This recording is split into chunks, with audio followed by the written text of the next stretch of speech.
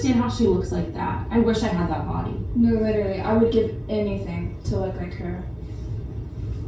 Does this conversation feel familiar to you? In today's presentation, we're going to be talking about body image, specifically pertaining to adolescence, and how body image is heavily influenced by media and social media.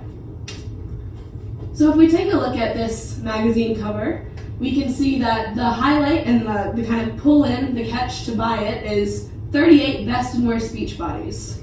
This is something that you would see in a grocery store right next to the checkout aisle, and you wouldn't think anything of it. You know, you might rifle through it just to see what they have to say. But if you think a bit deeper into it, it's kind of horrifying how normalized it is to put real human beings' bodies on the cover of a magazine and be like, let's, praise some people and let's tear other people down. As we can see in this graph here, the BMI of each Miss America winner has been tracked over a period of almost 100 years. Back in 1920, the BMI was well over the healthy mark of almost 19, but by the time we hit 2000, it has dropped well below into the unhealthy range. So why do we think that unhealthy bodies have become so idealized in media? And why specifically are adolescents so vulnerable to these messages? When asked about what impacts how we feel about our bodies, men and women both responded that social media, TV, and movies were some of the top factors. This is especially influential in adolescents because we are the biggest age group for consumption of media. Adolescents are also specifically vulnerable to social comparison, and we see many unhealthy behaviors of dieting and exercise that are being perpetrated in media without regulation. Some interesting statistics about adolescence and body image. 80% of females by age 10 are afraid of being fat.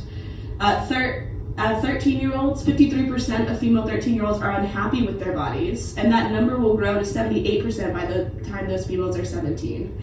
And lastly, 40% to 70% of female girls in middle school are unhappy with at least 2 or more of their body parts. Scientific research and studies show us that social media plays a large role in body image issues, and adolescents who spend higher amounts of time on social media report higher levels of body dissatisfaction and a fixation on the thin ideal.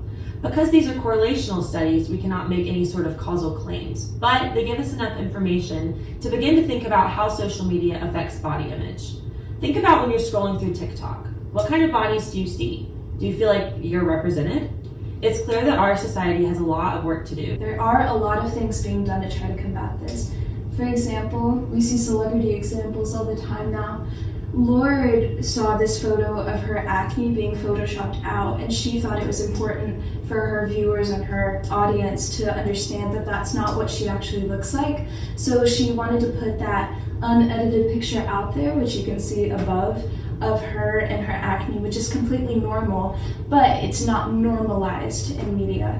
And we see a similar thing with Sam Smith, who has gone through a weight loss journey, and they've dealt with a lot of different body image issues because people previously fat shamed them, and now they are praising them for their weight loss, and it's overall not a positive situation either way. And they want their viewers and their fans to understand that it is okay to not look a certain way all the time, and that is okay to be insecure because everybody feels that way.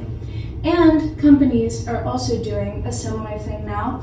For example, Pinterest, if you look up Thinspo, which was a very prominent search in several years ago for people who wanted inspiration to diet, to work out a lot.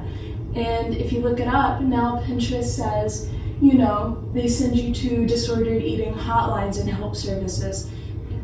At the beginning, whenever you went to the grocery store and you saw this terrible magazine talking about how people should be judged for how they look in a bathing suit, whether they look hot or not, or whatever, they were perceived as.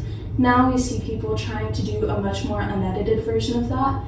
So we see this magazine where the goal was to be unedited and realistic. And that is what we are hoping to work towards, because we want our kids to grow up in a time where they feel like regardless of what they look like, they can feel confident and self-assured, because nobody looks like an edited picture.